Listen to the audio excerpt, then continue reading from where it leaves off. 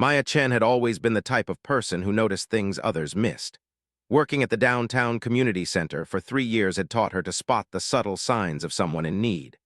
So when she first saw the strange girl huddled behind the dumpster on a cold Tuesday morning, something immediately felt different. The girl couldn't have been more than 16, with an oddly pale complexion that seemed to shimmer faintly in the early sunlight. Her hair was a mess of tangled silver strands that caught the light in ways human hair simply didn't. Most peculiar were her eyes, a deep violet color that seemed almost luminescent in the shadows. "Hey there," Maya called softly, crouching down a few feet away. "Are you okay?" The girl's head snapped up, and Maya caught a glimpse of something that made her heart skip. The girl's ears were slightly pointed, and there were faint markings along her temples that looked almost like delicate tattoos, but they seemed to pulse with their own inner light. "Please don't call the authorities," the girl whispered in accented English. Her voice carried a musical quality that seemed to resonate in ways that made Maya's chest tighten with an inexplicable emotion. "I won't," Maya promised instinctively. "But you look like you could use some help. When's the last time you ate?" The girl's stomach answered with a loud growl, and she looked down in embarrassment. Maya noticed her clothes were torn and dirty, but the fabric itself seemed unusual, almost like it was woven from metal threads that had somehow been made soft. "Come on," Maya said, standing up and extending her hand. "I work at the community center. We have food, and I can help you clean up." The girl hesitated for a long moment, studying Maya's face with those impossible violet eyes. Finally, she reached out and took Maya's hand. The moment their skin touched, Maya felt a strange, tingling sensation, like mild static electricity, but warmer. "My name is Maya," she said as she helped the girl to her feet. "I am," the girl paused, as if struggling to remember something important. "I am Zara." Over the next hour, Maya learned that Zara claimed to be from far away and had been living on the streets for several weeks. She was evasive about her background, but Maya didn't push. She'd worked with enough runaways and homeless youth to know that trust had to be earned slowly. What struck Maya most was how Zara reacted to simple human kindness. When Maya brought her a sandwich and a cup of hot chocolate, Zara's eyes filled with tears. When Maya showed her to the showers and provided clean clothes, Zara looked at her like she was performing miracles. But it was when Maya offered to help with Zara's hair that something truly special happened. "Your hair is beautiful," Maya said, gently working through the tangles with a wide-tooth comb. "But it's gotten pretty knotted up." As Maya worked, she noticed that Zara's hair seemed to respond to her touch in impossible ways. The silver strands became more lustrous, and they seemed to arrange themselves into patterns that defied gravity. When Maya braided sections of it, the braids held their shape perfectly without any ties or clips. "How do you do that?" Maya asked in wonder. Zara looked confused. "Do what?" "Your hair, it's like it's alive." Zara reached up to touch the freshly styled sections, and Maya saw a flicker of something recognition, cross her face. But it passed quickly, leaving behind only confusion. "I don't remember," Zara said softly. "Sometimes I feel like there are things I should know, but they're locked away somewhere I can't reach." Maya felt a protective surge wash over her. Whatever had happened to this girl, whatever she was running from or had lost, Maya was determined to help her figure it out. Over the following days, Maya made it her personal mission to look after Zara. She brought her meals, helped her find safe places to sleep, and every morning she would style Zara's remarkable hair. It became their routine. Maya would braid and arrange the silver strands while they talked about small things. The weather, books Maya recommended, observations about the people who came through the community center. Maya began to notice patterns in Zara's behavior that suggested she wasn't entirely human. She never seemed to get truly cold, even on the harshest winter days. She could hear conversations happening 3 rooms away. Once, Maya saw her accidentally bend a metal spoon while eating, then look at it in surprise as if she hadn't realized her own strength. But more than these physical differences, there was something about Zara's perspective on the world that fascinated Maya. She looked at human behavior with a mixture of curiosity and sadness, as if she could see beauty in things others took for granted while simultaneously recognizing deeper truths that escaped most people. "Humans are remarkable," Zara said one morning as Maya worked through a particularly complex braid pattern. "You show kindness to strangers without expecting anything in return. In my..." Where I come from, such behavior would be seen as weakness. Where exactly do you come from? Maya asked gently. Zara was quiet for so long that Maya thought she wouldn't answer. Then, in a voice barely above a whisper, she said, "The stars. I think I come from the stars." Maya's hands stilled for a moment. Any rational person would have dismissed such a statement as the delusion of a traumatized teenager. But looking at Zara, really looking at her, with her impossible hair and otherworldly features, Maya found herself believing. "What happened to you?" Maya asked. "I fell," Zara said, and the words seemed to carry more weight than they should. "I fell very far, and when I landed, everything was broken. My ship, my memories. I remember fragments, flying through darkness between lights that called to each other across vast distances. I remember a place where the buildings reached toward 3 different suns, but mostly I remember falling." Maya's heart ached for this lost girl who spoke of stars like others spoke of neighboring cities. She finished the braid she was working on, creating an intricate pattern that seemed to make Zara's hair glow with its own inner light. "Well, you're not falling anymore," Maya said firmly. "You're here, you're safe, and we're going to figure this out together." What Maya didn't know was that halfway across the galaxy, a massive search operation was underway. Fleets of crystalline ships combed star systems, following energy signatures and desperate hope. The Etherian Empire had lost their most precious treasure, Princess Lyrelei, heir to the throne and possessor of abilities that could reshape the balance of power among the star nations. The princess had been traveling to Earth for a diplomatic mission when her ship was attacked by rebels who sought to prevent the alliance between Earth and the Etherian Empire. In the chaos of the battle, her escape pod had been damaged, its memory banks corrupted, its trajectory altered. Instead of landing at the designated diplomatic compound, it had crashed in a forest outside Maya's city, leaving its passenger with no memory of who she was or why she was there. The rebels, believing they had succeeded in either killing or capturing the princess, had reported her death to their leaders. The Etherian Empire, receiving no communication from their daughter, had begun to fear the worst while hoping for the best. Meanwhile, on Earth, government officials waited for a diplomatic contact that would never come, unaware that the most important person in the galaxy was sleeping in a homeless shelter, being cared for by a community center worker who had no idea she was styling the hair of the most powerful psychic in known space. As Maya put the finishing touches on Zara's hair that morning, she couldn't have known that the simple act of human kindness she performed each day was slowly helping to heal not just a traumatized girl, but a princess whose awakening powers would soon change everything for both their worlds. The braid pattern Maya had unconsciously created was actually a traditional Etherian royal weave, one that only someone of the highest noble blood would wear. As Zara caught her reflection in a window, something deep in her mind stirred, like a sleeping giant beginning to wake. But for now, they were just Maya and Zara, 2 souls who had found each other in a world that could be cold and unforgiving, proving once again that sometimes the most important connections happen between the most unlikely people in the most ordinary moments. That evening, as Zara settled into her corner of the shelter, her dreams were filled with golden halls and voices calling her name across impossible distances.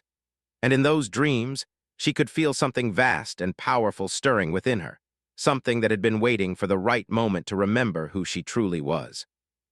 3 weeks into their daily routine, everything changed on a Thursday morning that started like any other. Maya arrived at the community center to find Zara already waiting by the back door, as had become their custom. But something was different. The girl's silver hair seemed to be moving on its own, flowing and shifting like liquid mercury even though there was no wind. Her violet eyes were brighter than usual, almost glowing, and she kept touching her temples as if they were causing her pain. "Are you feeling all right?" Maya asked, immediately concerned. "I had the dreams again," Zara said, her voice carrying new harmonics that made the windows vibrate slightly. "But this time, they felt less like dreams and more like memories trying to break through a wall in my mind." As Maya began her usual hairstyling routine, she noticed that Zara's hair was responding even more dramatically to her touch. The strands seemed to anticipate where Maya wanted to place them, weaving themselves into patterns that were becoming increasingly complex and beautiful. "Tell me about the dreams," Maya said, working through a section that had formed itself into what looked like a miniature constellation. "There's a woman who looks like an older version of me," Zara said, closing her eyes. She's wearing robes that seem to be cut from pieces of night sky, covered in stars that actually twinkle. She's calling my name, but not Zara. Another name, Lyrale, and she's saying, "Come home, daughter, your people need you." Maya's hand stilled, "Daughter."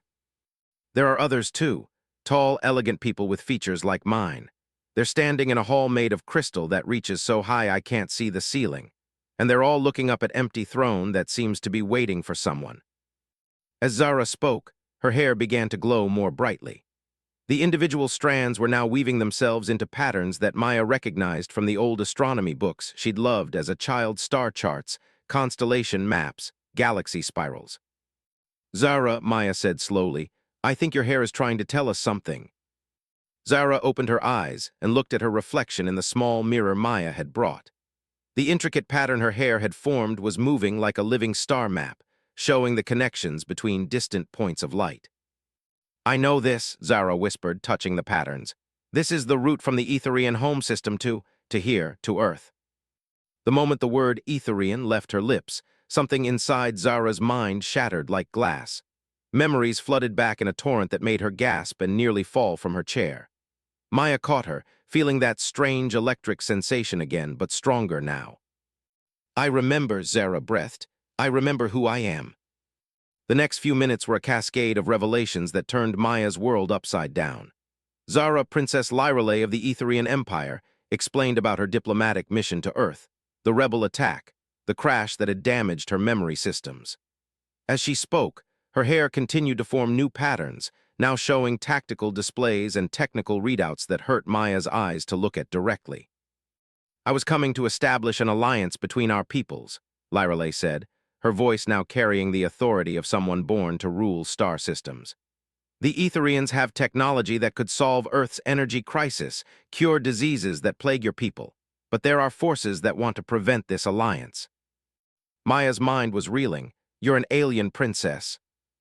"Yes, and more than that." Lyrale stood up, and Maya could see power flowing through her like visible electricity. "I'm a psychic of the highest order. My people are born with mental abilities that your kind calls supernatural. I can hear thoughts, move objects with my mind, even influence the behavior of quantum particles." As if to demonstrate, every piece of metal in the room began to vibrate in harmony. The fluorescent lights dimmed and brightened in rhythm with Lyrale's heartbeat. Papers on Maya's desk arranged themselves into perfect geometric patterns. "But I was injured in the crash," Lyrale continued, her power subsiding as she brought it under control. "My abilities were suppressed, my memories locked away. It was your kindness that began to heal me, Maya. Every day when you styled my hair, you were unknowingly performing a form of psychic therapy. Touch is how my people share emotions and energy. You've been giving me a piece of your humanity every day, and it's been restoring my connection to who I really am." Maya sat down heavily, overwhelmed. "I don't understand. If you're so powerful, if your people have all this amazing technology, why were you living on the streets? Why didn't someone come looking for you?" Lyrale's expression grew sad. "My escape pod's beacon was damaged. My people think I'm dead, and the rebels who attacked me, they believe they succeeded in eliminating the heir to the throne, but they don't know about Earth's most remarkable trait. Which is your capacity for selfless compassion towards strangers. No other species in the galaxy would have done what you did, Maya. Most would have either ignored me or tried to exploit me. But you saw someone in need and helped, expecting nothing in return. That kind of pure altruism is almost unknown among the star nations." Maya felt tears welling up in her eyes. "So now what happens? Do you go back to your people? Do you forget about the alliance with Earth?" Lyrale reached out and took Maya's hands. The electric sensation was stronger now, but warm and comforting. "Now I have a choice to make. I could contact my people, return to the stars, and live as I was meant to. Or I could stay and complete my original mission, but not as a princess offering an alliance between governments. As someone who has learned what humanity is truly capable of, offering a partnership between souls." Before Maya could respond, alarms began blaring throughout the building. Through the window, they could see military vehicles surrounding the community center. Soldiers in advanced armor were taking positions, their weapons trained on the building. "How did they find us?" Maya asked in panic. Lyrale's hair was now flowing in rapid, complex patterns as she used her restored abilities to scan the approaching forces. "These aren't Earth military," she said grimly. "These are Etherian rebels. They must have detected my power surge when my memories returned." The building shook as something large landed on the roof. Through the skylight, Maya could see the sleek outline of a spacecraft that looked like it was carved from a single piece of black crystal. "They're here to finish what they started," Lyrale said, her voice taking on the steel of someone prepared for battle. "They can't allow me to complete the alliance between our peoples." Maya's mind was racing. In the span of minutes, her quiet life helping homeless people had become the center of an interstellar conflict. But looking at Lyrale, this powerful, otherworldly princess who had been broken and lost, who had trusted Maya when she had nothing left, Maya knew there was only one choice to make. "What do you need me to do?" Maya asked. Lyrale looked at her in surprise. "Maya, these are trained killers with technology far beyond anything on Earth. You should run, hide, get as far away from me as possible." "No," Maya said firmly. "You said it yourself, humans don't abandon people who need help, and right now you need help." The look Lyrale gave her was filled with such gratitude and amazement that Maya felt her heart swell. In that moment, she understood what it meant to be human in a way she never had before. It wasn't about being the strongest or the smartest or the most advanced. It was about standing up for what was right, even when the odds were impossible. Especially then. The front door of the community center exploded inward, and figures in sleek armor poured through. They moved with inhuman grace, their weapons charging with energy that made the air itself hum with danger. "Princess Lyrale," the lead figure called out in a voice that was translated by some kind of technology. "You will come with us. Your interference in the natural order ends now." Lyrale stepped forward, and Maya could feel power radiating from her like heat from a furnace. Her hair was now a flowing river of light, creating patterns in the air that seemed to bend reality around them. "I am Princess Lyrale, heir to the crystal throne, keeper of the psychic flames," she declared, and her voice carried harmonics that made the building's structure resonate like a musical instrument. "And I am under the protection of humanity." The rebel leader laughed. "Humanity? These primitive creatures, what could they possibly do against the might of the Etherian resistance?" Maya stepped up beside Lyrale, her heart pounding but her resolve firm. She might not have psychic powers or advanced technology, but she had something else, the accumulated wisdom of 3 years working with people at their lowest points, helping them find their strength again. "You'd be surprised what humans can do when someone they care about is threatened," Maya said. As if summoned by her words, people began emerging from the other rooms of the community center. The homeless individuals Maya had been helping, the volunteers who worked there, the neighborhood residents who had heard the commotion. They didn't have weapons or special abilities, but they had something the rebels clearly hadn't expected. They had each other, and they had seen what Maya's kindness had accomplished with Zara.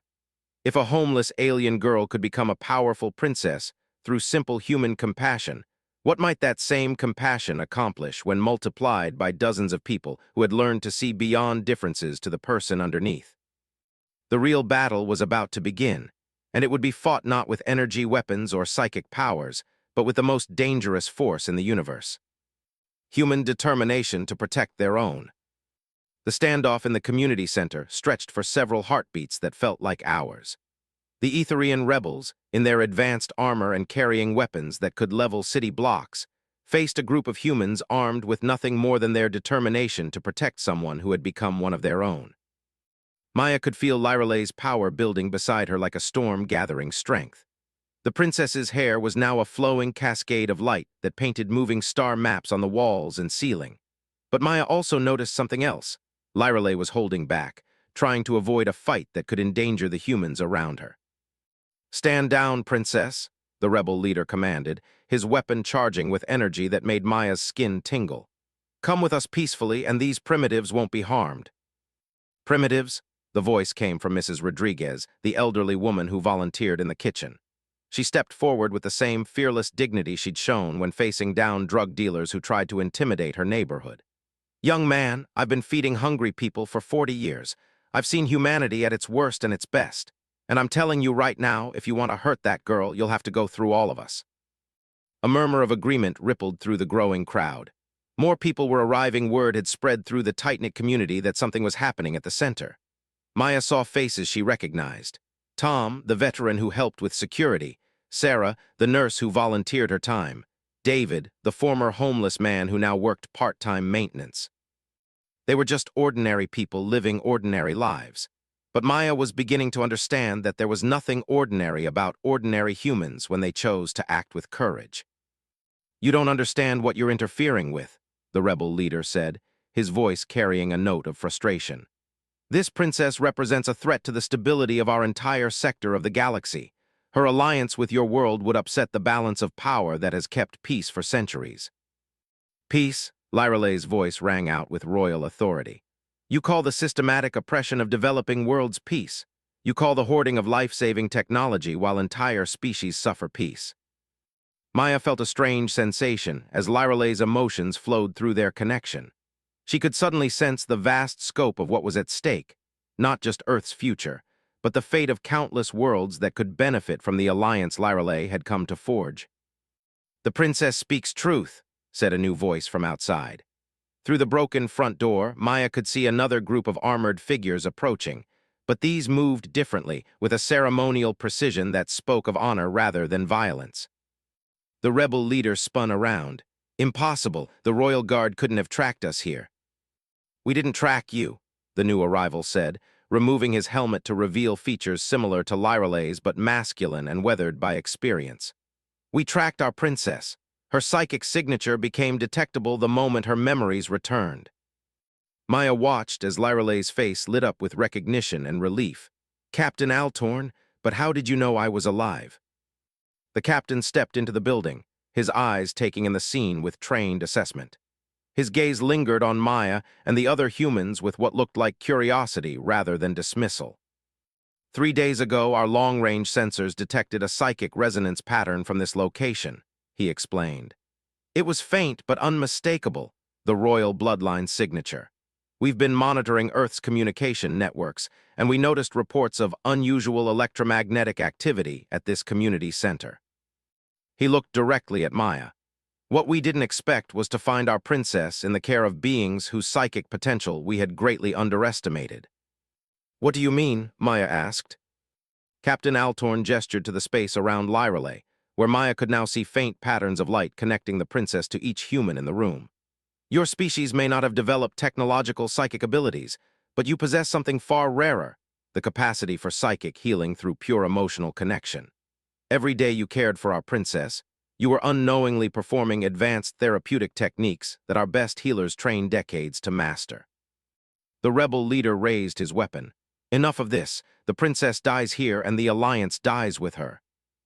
What happened next would be remembered in the histories of both worlds as the moment everything changed. Maya stepped directly between the rebel's weapon and Lyrale.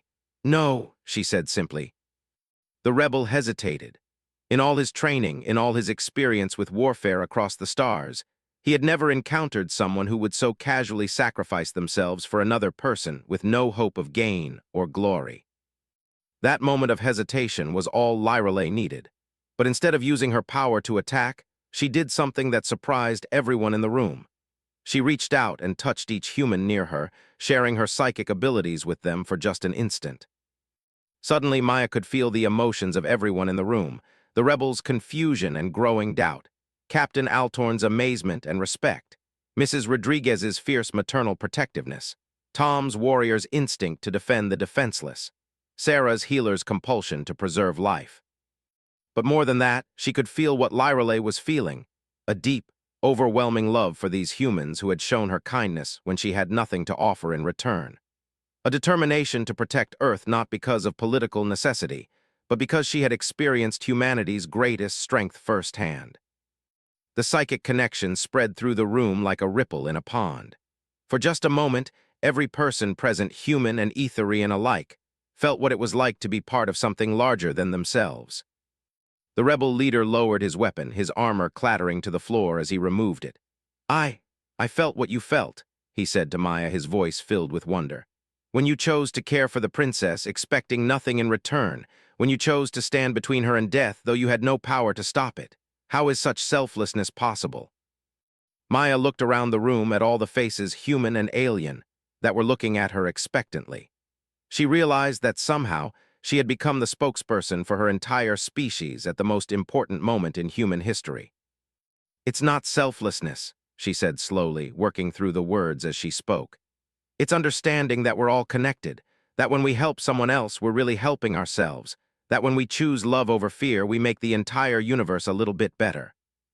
She turned to Lyrale. "You said my people were remarkable because we show kindness to strangers, but you got it backwards. We're remarkable because we don't see strangers. We see family we just haven't got to know yet." The silence that followed was broken by Captain Altorn, who knelt on one knee before Maya. "In the name of the Etherian Empire, I offer formal recognition of humanity as an allied species, with all the rights and protections that entails." "And I," said the rebel leader, also kneeling, "renounce my rebellion and offer the service of my forces to this new alliance. If humanity can transform a princess and a rebel alike through simple compassion, then perhaps they can help transform our entire galactic civilization." Lyrale moved to Maya's side, taking her hand as her hair wove new patterns, not star charts this time, but something that looked like a tree with branches reaching in all directions, connecting countless points of light. "Maya Chen," Lyrale said formally, "by the authority vested in me as heir to the Crystal Throne, I hereby name you the first human ambassador to the Galactic Council. Will you help us learn what humanity has to teach the stars?" Maya looked around the room one more time. Mrs. Rodriguez was crying tears of joy. Tom was standing straighter than she'd ever seen him, pride evident on his weathered face. Sarah was already making plans in her head for the medical advances that would soon be possible. These were her people. Not just the humans, but all of them, everyone who chose compassion over fear, understanding over hatred, hope over despair. "Yes," Maya said, "but we do this together, all of us." 6 months later, the community center had been transformed into the Earth Etherian Cultural Exchange Center. Maya still styled Lyrale's hair every morning. It had become a cherished ritual between friends rather than a necessity. But now they were joined by beings from dozens of different worlds, all learning from the example humanity had set. The Alliance had indeed transformed galactic civilization, but not in the way anyone had expected. Instead of Earth gaining access to alien technology, the galaxy gained access to human wisdom about connection, community, and compassion. Wars that had raged for centuries ended when former enemies learned to see each other as family. Planets that had been isolated by fear opened their borders when they discovered the human concept of hospitality. Scientific breakthroughs happened not through competition, but through collaboration inspired by humanity's instinct to share knowledge for the greater good. And at the center of it all was a former community center worker who had once styled a homeless girl's hair and accidentally changed the course of galactic history. Maya often reflected on how it had all started with such a simple act. She had seen someone in need and helped them. That was all. She hadn't known she was helping a princess or forging an interstellar alliance. She had just seen a girl with tangled hair who needed someone to care. Perhaps that was the most human thing of all, the ability to change the universe one small act of kindness at a time, without ever realizing the magnitude of what they were doing. As Maya put the finishing touches on Lyrale's hair one morning, creating a pattern that now represented the harmony between dozens of different worlds, she smiled at their reflection in the mirror. "Ready to change the galaxy today?" she asked. Lyrale smiled back, "With you always." And somewhere in the stars, new civilizations looked toward Earth with hope, knowing that if a homeless alien girl could become a bridge between worlds through nothing more than human kindness, then perhaps anything was possible. The universe had learned an important lesson. The most powerful force in existence wasn't technology or psychic abilities or military might. It was the simple human capacity to see someone in need and choose to help, no matter who they were or where they came from. And that force, once unleashed, could transform not just individuals but entire galaxies,